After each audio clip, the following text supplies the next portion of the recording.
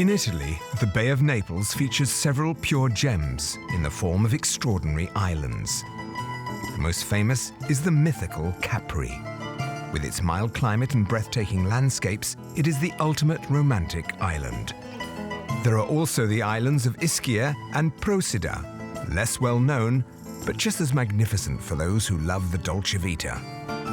Away from the hordes of tourists, Capri and its sister islands offer up fairy tale Italian villages and castles in the sky. Lost off the Italian coast lies Ponza, a conserved, untamed paradise. Embark on a journey to the romantic islands.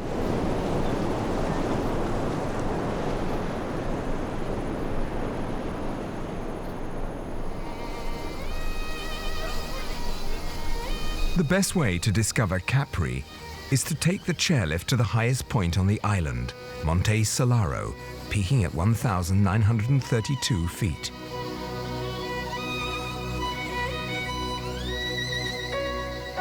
Perched 70 feet above the ground and rocked by the gentle sea breeze, tourists come from all over the world to take pictures of this stunning view.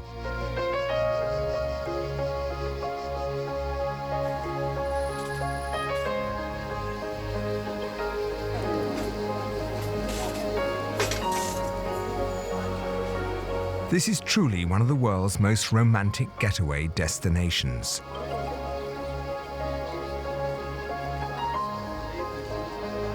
Clinging to the cliffsides is the city of Capri.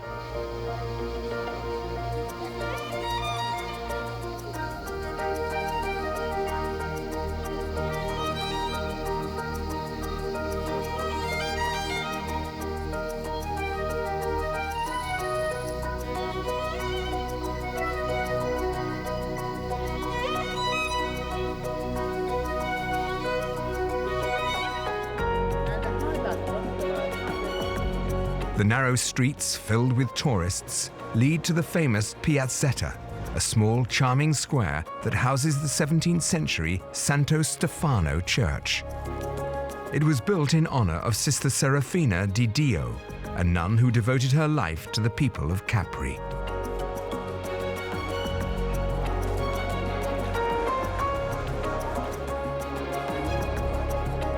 The streets of the historic center encourage strolling and contemplation.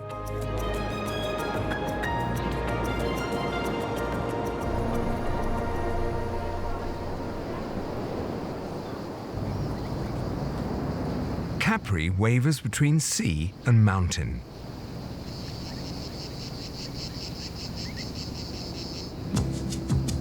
From the city heights, a small tramway moves slowly through the cypress trees.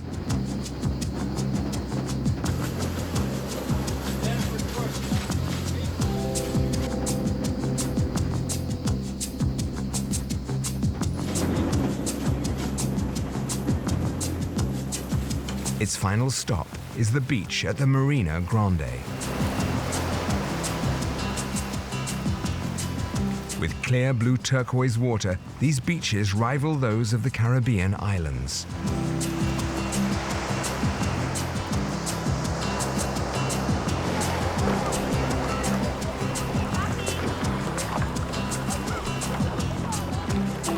Marina Grande is a dream come true for romantics.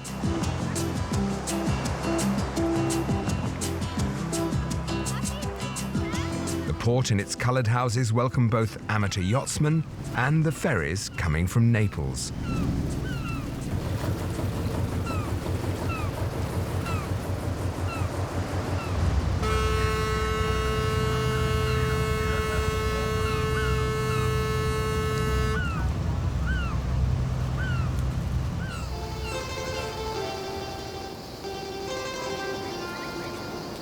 A famous wine springs from the grapes commonly grown on the outdoor terraces.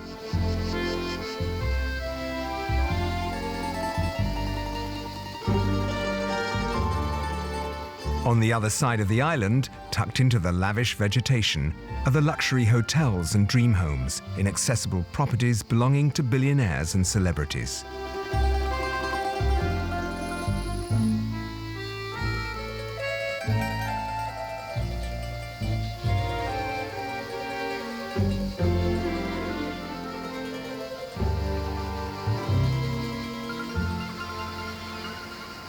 Below, one finds the Marina Piccola, the most exclusive private beach of the island.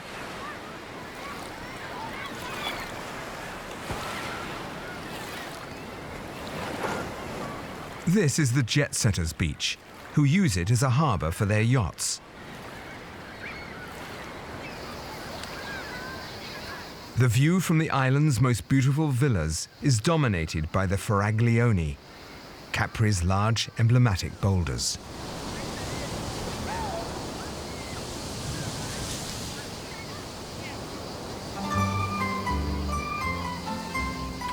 The road that winds its way up the side of the ridge near Monte Solaro offers a stunning view of the Faraglioni.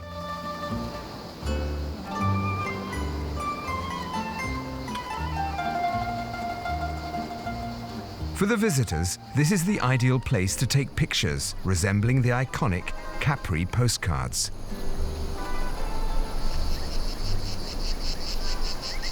On the top of Monte Solaro, a statue of Emperor Tiberius contemplates his villa, located on the other side of the island. This is Villa Jovis.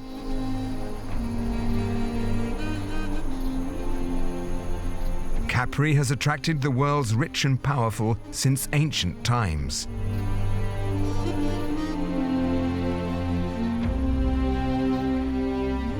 "2,000 years ago, Tiberius was the Roman emperor.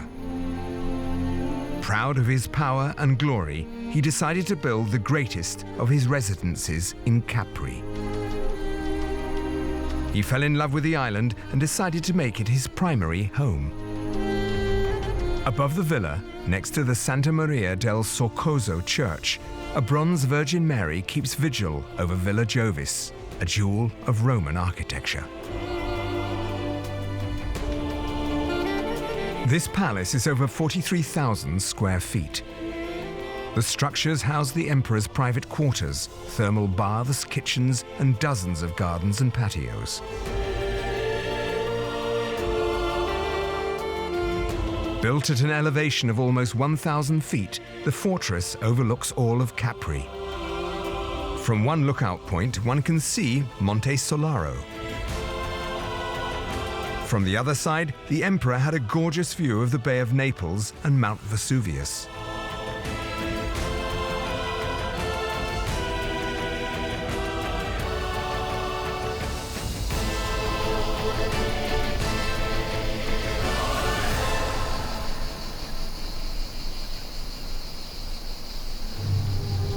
But Tiberius also had a dark side. He was notorious for his cruelty.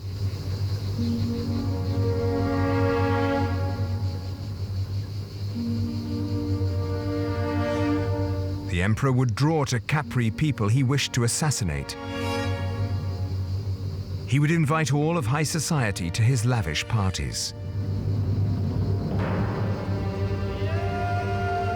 But after the feast, certain guests would disappear mysteriously.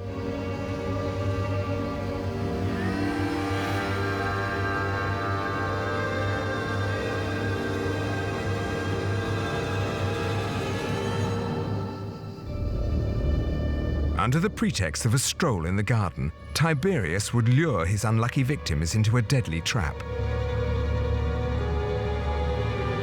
Historians of that era tell of him throwing his victims over the cliffs in a place that is still called Tiberius Leap today.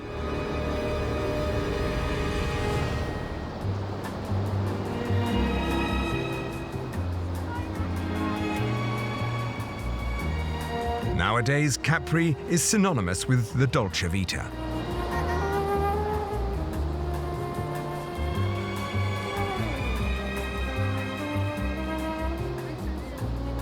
At the beginning of the 20th century, the world's billionaires began to flock to the island.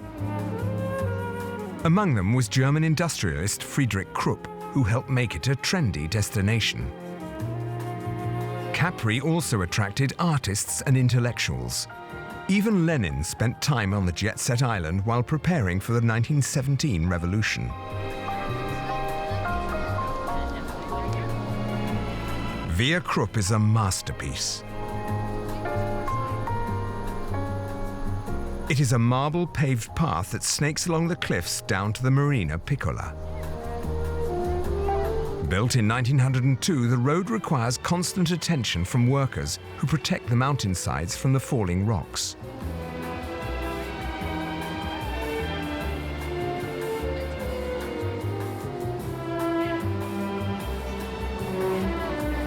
These are the dream homes that have contributed to Capri's luxury image.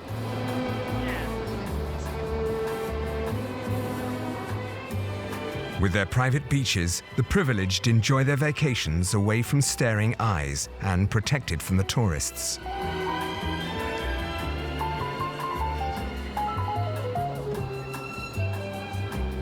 A life beyond the reach of ordinary men.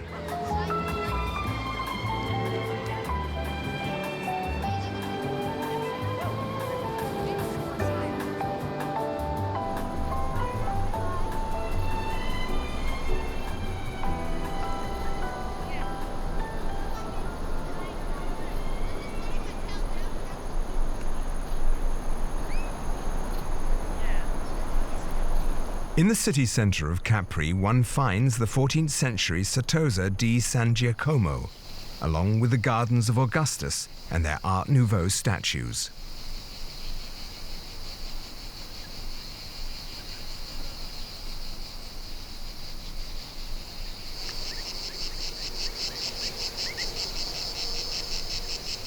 In Capri, one must lose oneself on the many cliffside paths to discover the island's hidden treasures.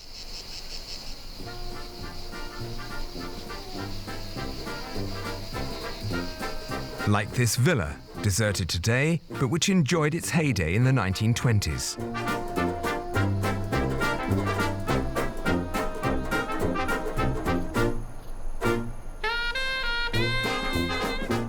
Villa Fersen was famous for its parties that brought together the elite artists and writers of the times, back when Capri was still a fisherman's island.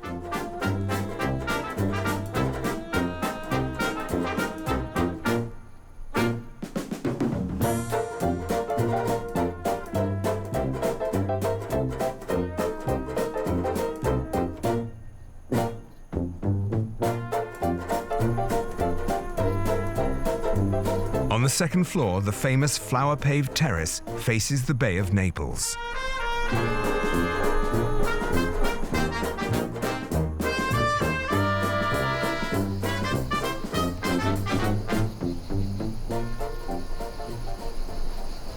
In the gardens, reproductions of Greek columns made up an arbor.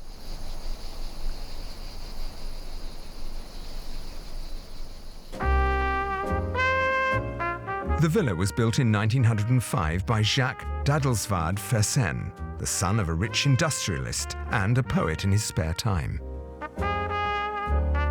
It is said that he made his life the work of art he was never capable of writing. He would meet a tragic end. Following intense heartbreak, he killed himself by swallowing a fatal dose of cocaine.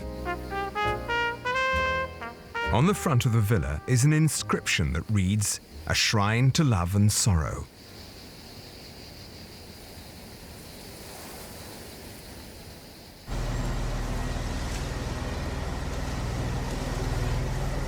We return to the port of Capri.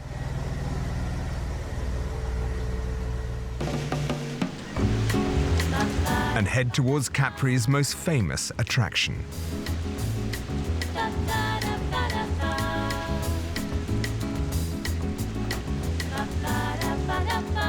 Tourists come from all over the world to admire this incredible natural wonder. All the boats race to a single destination, the Blue Grotto.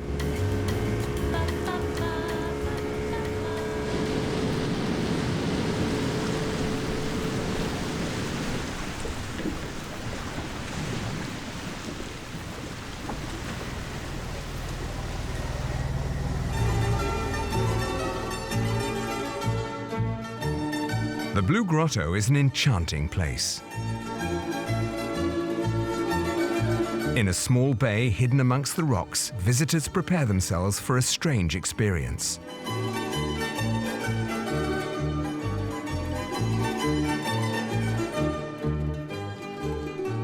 They always follow the same ritual.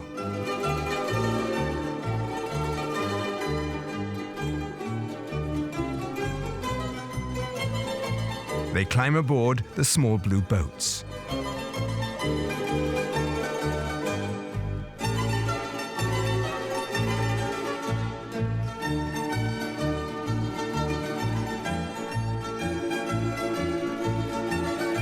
Entering the cavern comes with a mandatory fee.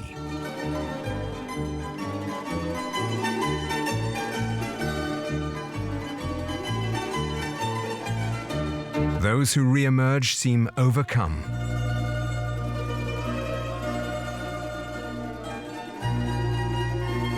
But what is the secret of the Blue Grotto?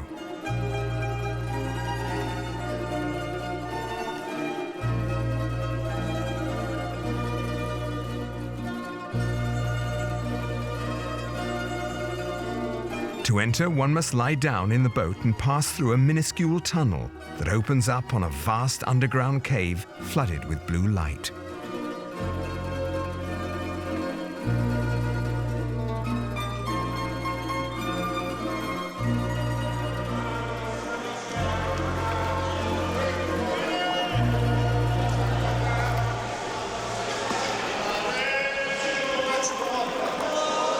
The Blue Grotto have this color because on the floor of the Blue Grotto stay the white rocks, the limestone. Yes. And the sunshine go down to open the cave, touch the limestone on the floor of the Blue Grotto, and the reflects blue, right? Yes. This is every natural color of the Blue Grotto.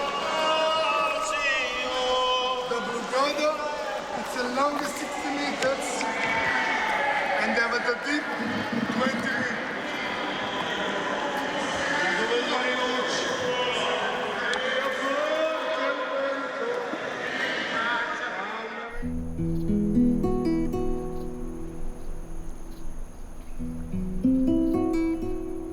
We return to the slopes of Monte Solaro, the highest point of the island. Here, the wild side of Capri lends itself to contemplation.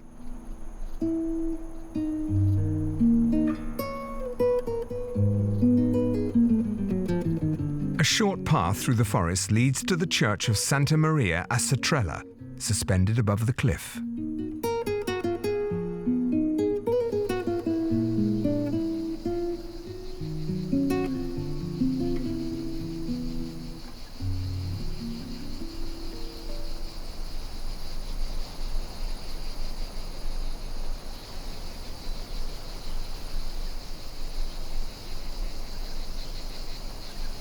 This part of the island has remained undisturbed and untamed. The agricultural properties are open to those visitors seeking fresh air and authenticity.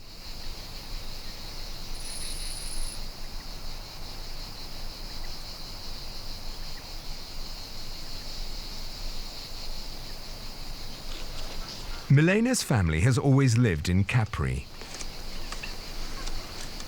Over the past 10 years, this master chef has transformed her kitchen into an indispensable stop for attuned visitors.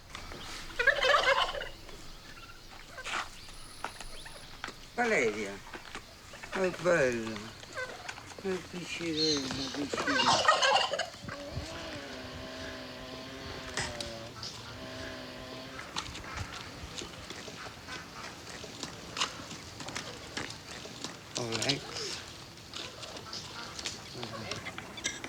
Today, she's going to reveal the secret recipes of Caprese gastronomy.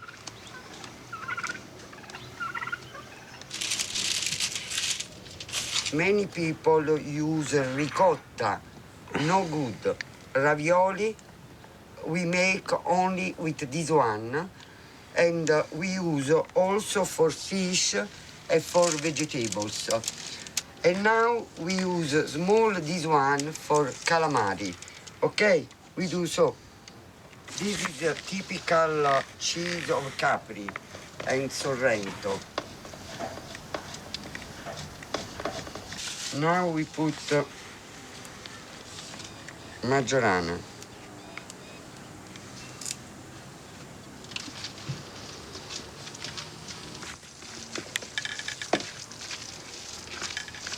I put inside cheese, eggs, parmigiano, and maggiorano.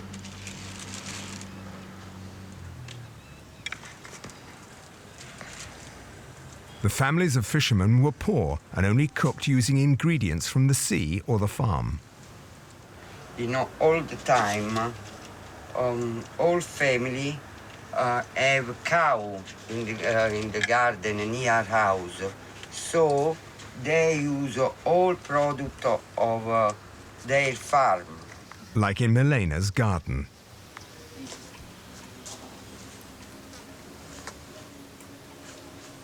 After we cook torta di mandorle, cheese cake on with almond, and we no use flour because typical is no use flour. Almonds, chocolate, butter, eggs. All this seems incredibly appetizing.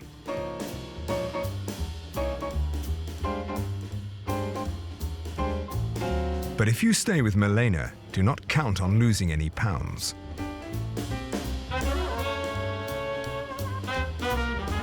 She is a true food lover who never stops doing what she does best.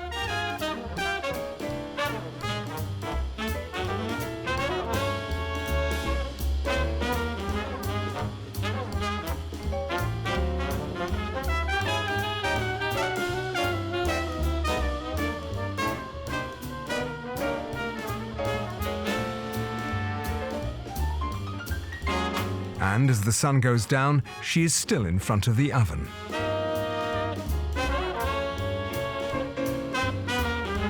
This time she's making her famous Capri ravioli.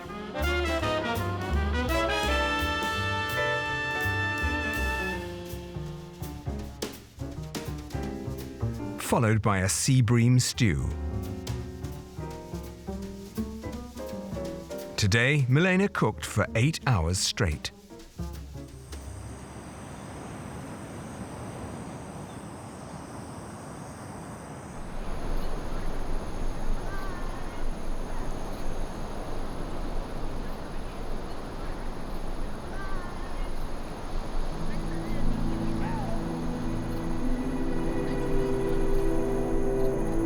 On the other side of Monte Solaro lies Capri's twin city, Capri.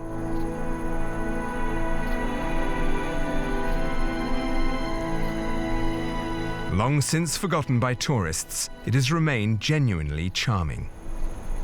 It has become a rite of passage for lovers of the island. In the center of Capri, one cannot miss a strange red house.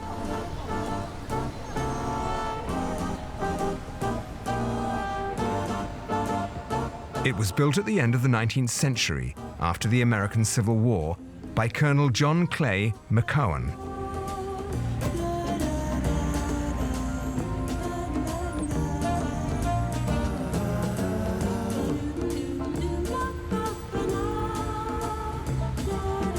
Its style incorporates a mix of Spanish, South American, and North African influences.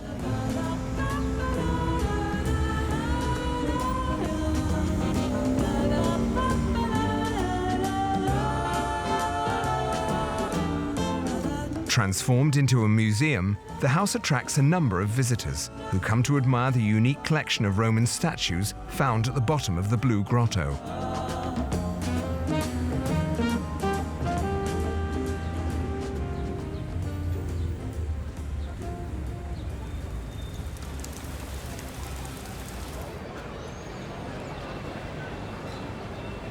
To escape the chaos of Capri, the local artists found refuge in Capri, and their artwork lines the city streets.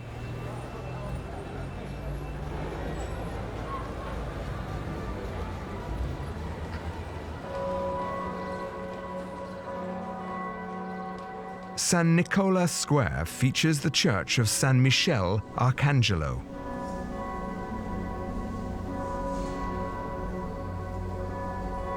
It is famous for housing a masterpiece from the 18th century. a one-of-a-kind ceramic paved floor. It was created by Neapolitan master Leonardo Chiesi. The fresco represents scenes of Paradise Lost, with Adam and Eve living amongst mythical animals.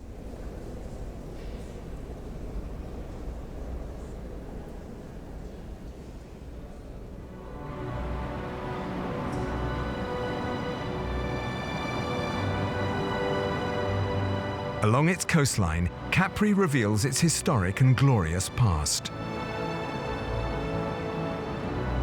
At the northern tip is another Roman villa.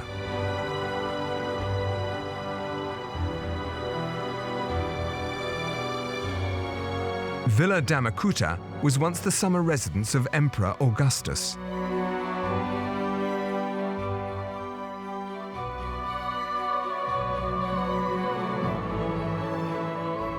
At a slight distance is an edified watchtower that once protected the island from Saracen invasions.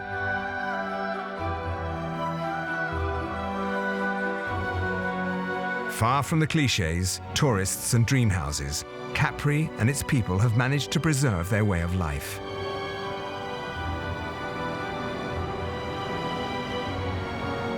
We now head north towards the mysterious neighboring island of Ischia, which beckons from some 20 miles off.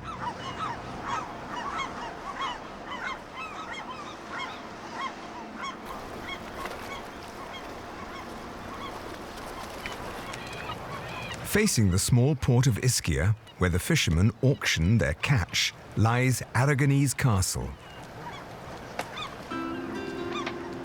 This small fortified town seems to float directly on the sea.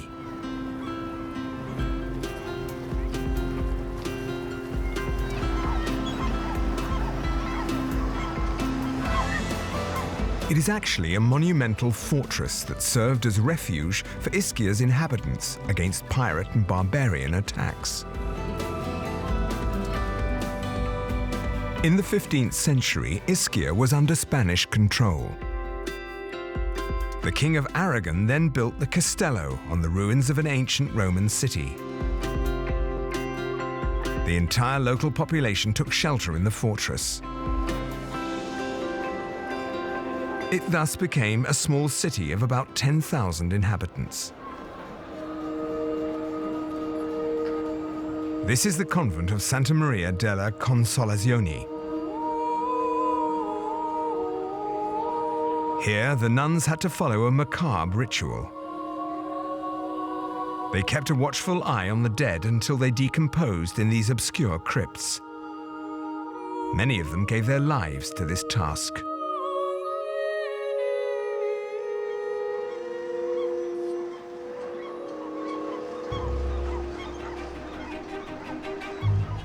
This city experienced its golden era in the 16th century. The Castillo grounds include an abbey and 13 churches. It harbours 1,892 families. It was also a stronghold where the Prince of Aragon would welcome sovereigns from all over the world.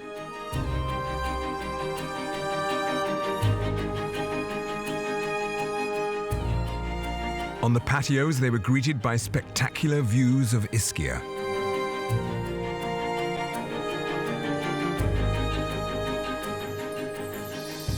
Whether they were military men, cooks, or farmers, the people of the castle dedicated their lives to serving the prince and the church.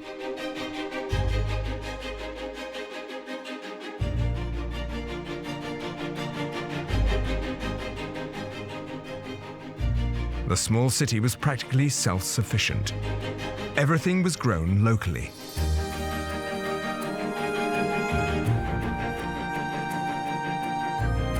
This press was used to make wine for both mass and various court banquets. Taking a small road, one finds the barracks that would later become the Borbonico prison.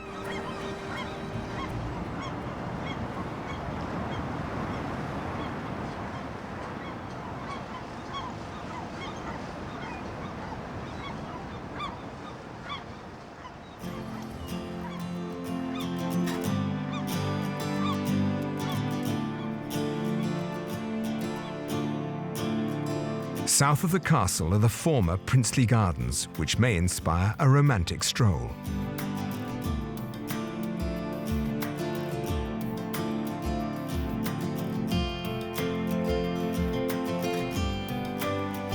The end of the day is an ideal time for taking the sun path that winds along the cliff sides.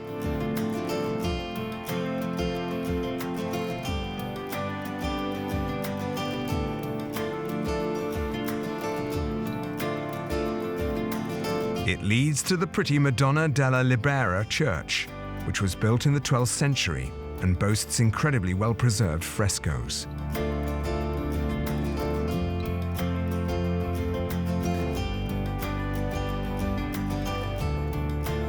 To finish the tour of the Castillo, one can visit Santa Maria Assunta Cathedral, which was built in the 14th century.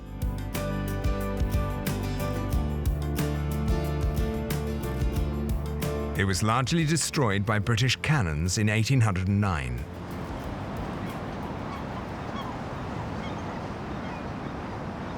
Laden with history and beauty, the Castello is a source of great pride for the people of Ischia.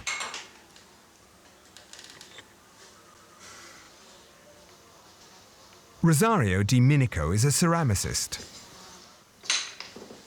In his workshop, he preserves a tradition originally from Crete and present on the island since ancient time.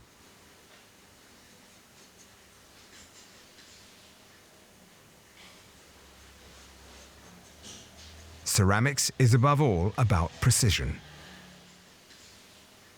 The most delicate part is applying the colors. If one doesn't use enough, then the colors whiten and fade during the baking process.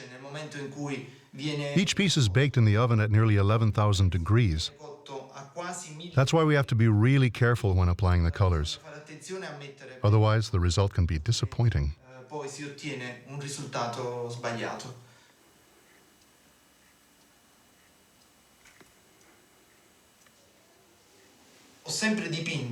I've always painted.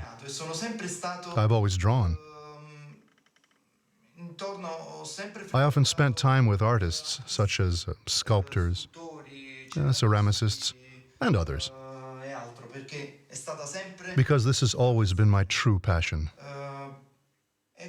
And this passion has now become my work. And that makes me happy. Rosario's clients only want one-of-a-kind pieces.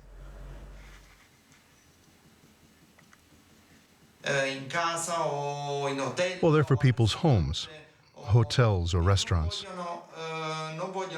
No one wants the exact same thing as another person. Now that's why each piece is unique and original. I never make the same thing twice.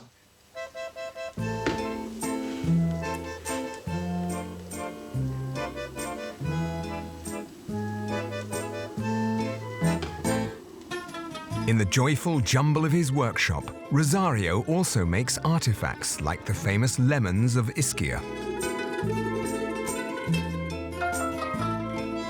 The soil on the island is rich in clay that serves as the base for all ceramic work.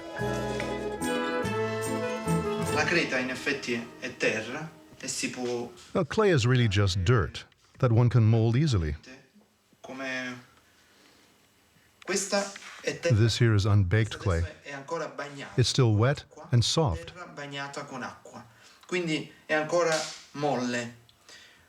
But for example, once it dries, it becomes like this. Once the piece is dry, it's also hard and can easily break. It's still fragile. This is the color it takes on after baking. That's when it becomes really hard. It won't break.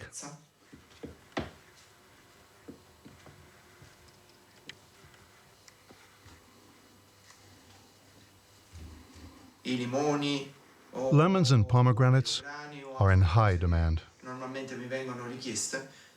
They're all made by hand. That's why they're so much more beautiful.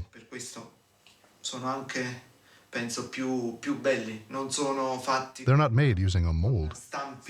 o altre cose.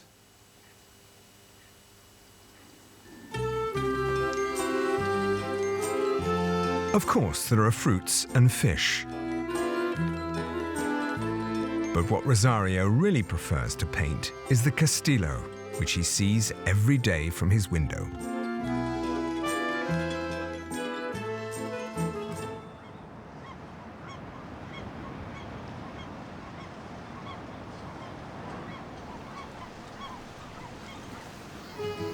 Ischia is a volcanic island, which is why it is reputed for its hot thermal waters.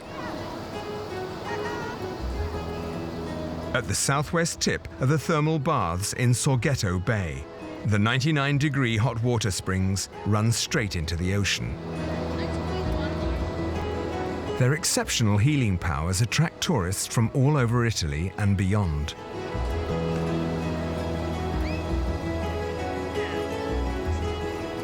Further south is the Great Scoglio Rock and the tranquil port of Sant'Angelo.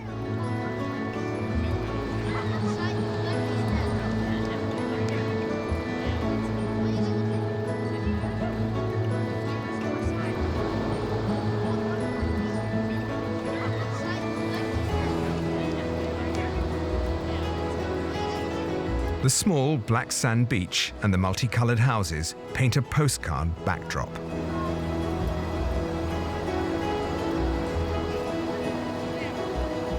This is a popular vacation spot for Neapolitans. Ischia, Capri's big sister, is perfect for all those who seek a quiet and peaceful piece of paradise.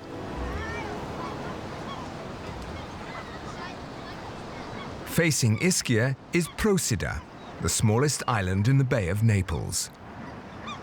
Like Ischia, it is a volcanic island.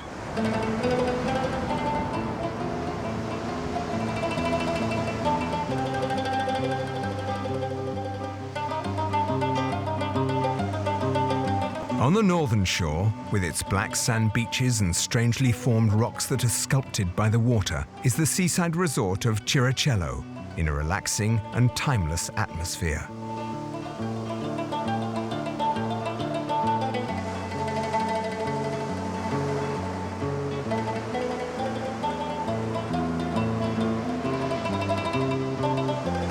Here, nothing seems to have changed.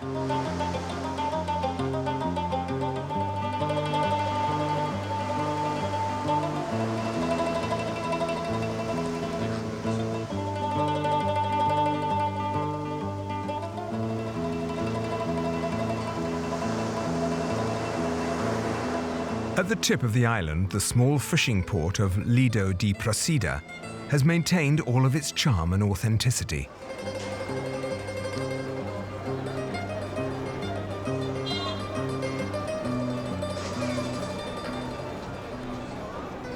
Procida has remained protected from tourists. Don't expect to find any luxury hotels or million-dollar homes.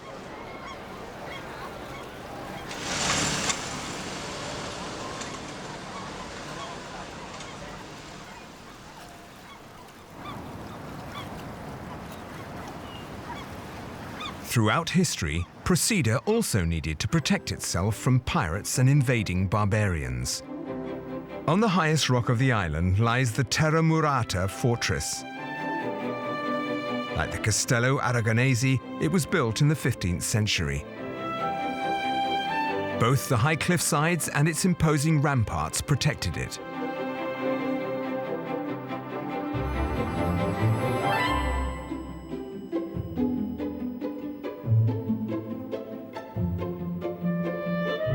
Yet even in the Middle Ages, well before the walls were built, the dwellings themselves served as shields. They are built touching one another, leaving only narrow streets for passing through.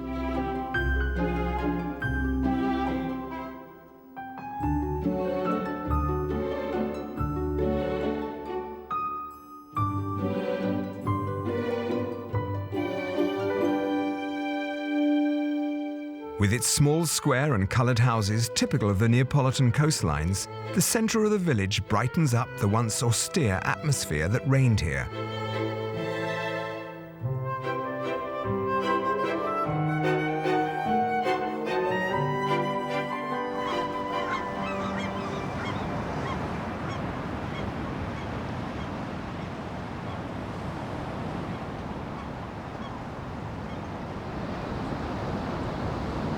In the bay, one finds the magnificent Chaya volcanic beach.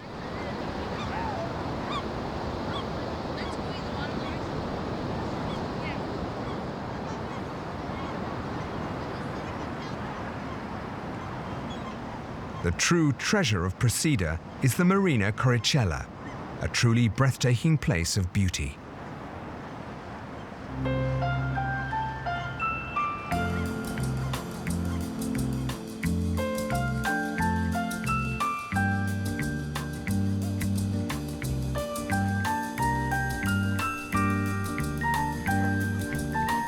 It sparkles like a jewel, the facets of which are these multicolored facades.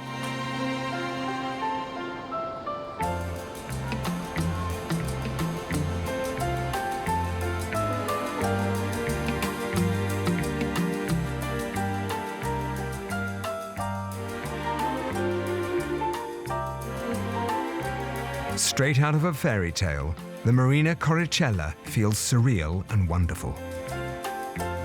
It is truly unique.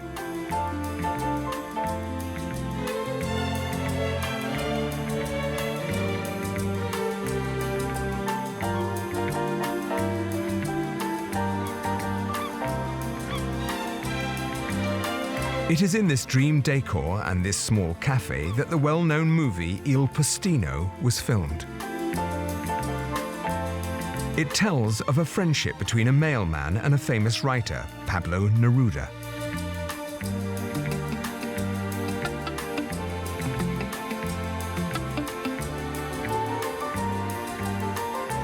The Marina Coricella was also the backdrop for The Talented Mr. Ripley movie, starring Matt Damon.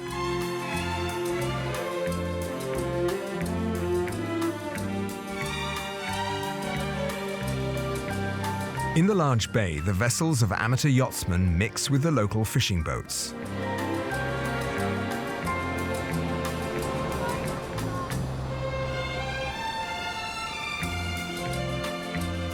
Far from the sequins and show business, Procida is a pearl of the Mediterranean that blesses all its visitors with unforgettable memories.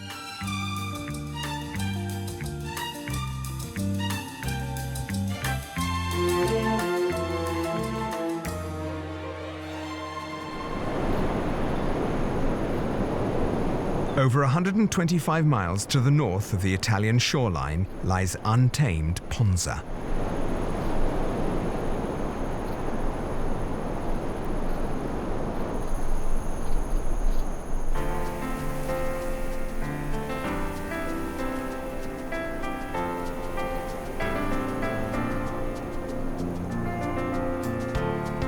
It has remained pure, with its distinctive small villages, deep bays and grottos, enclosing pools of bright azure or emerald waters.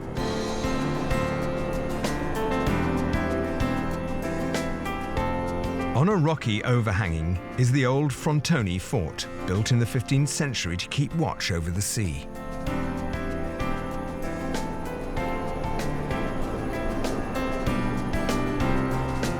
The landscape is a succession of hills and scrubland, sprinkled with wild reed. 2/3 of Ponza are uninhabited. The island seems to exist beyond time itself. Much like this small fishing port. It is completely preserved, with its ochre and red walls hanging like a half moon overlooking the docks. It was built in the 18th century, a time when the people of Naples came to settle on the island and developed its fishing industry. In the 1960s, faced with tough living conditions, numerous locals left to try their luck in the United States. But today, almost to spite destiny, Ponza is reborn and has become one of the most sought-after destinations for rich Italian families seeking their corner of unspoiled paradise.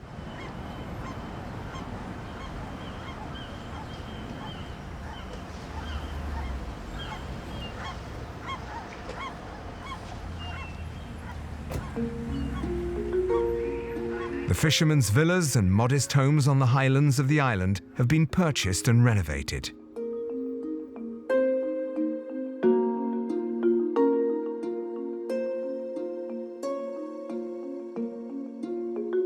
Ponza unites a large variety of Mediterranean influences, including the area's Roman and Greek heritage.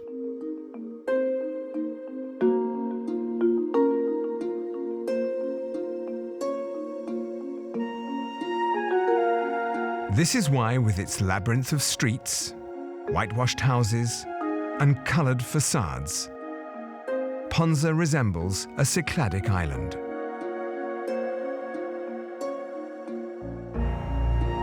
Today, it has become a trendy destination.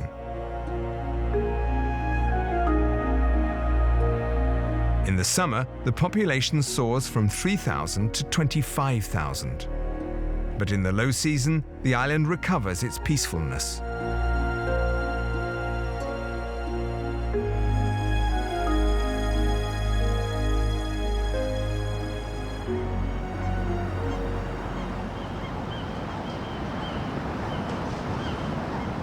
Hidden deep inside this cove is a secret and magical place, Cala Faiola.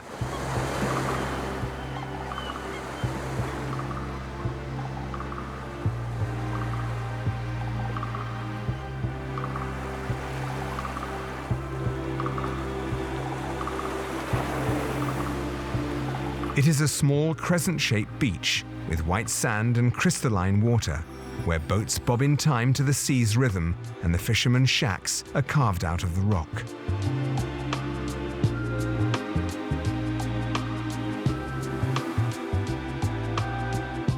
One feels like being at the ends of the earth, beyond the reaches of time.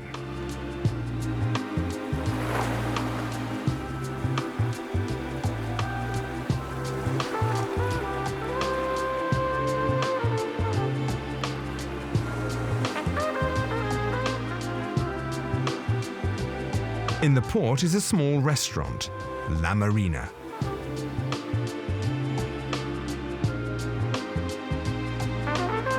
It belongs to two brothers. One is a cook and the other a fisherman. On the menu, the catch of the day.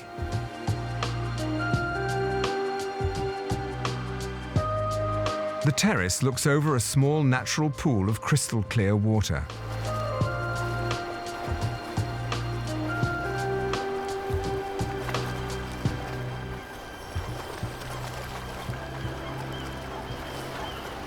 Cala Faiola Cove has yet to be invaded by the hordes of tourists. It has remained a fisherman's spot.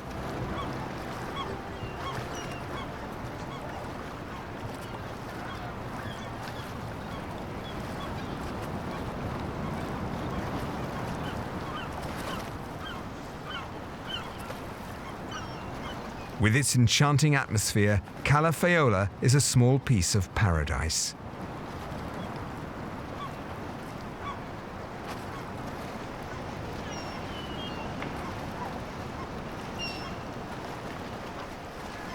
We have now come to the end of our journey through the romantic islands.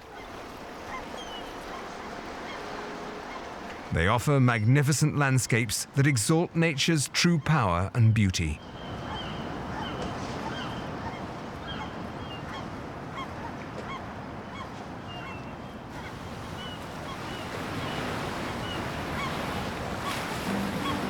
They remind us of the tormented story of this part of Italy, rich in its Greek, Roman, and Spanish influences.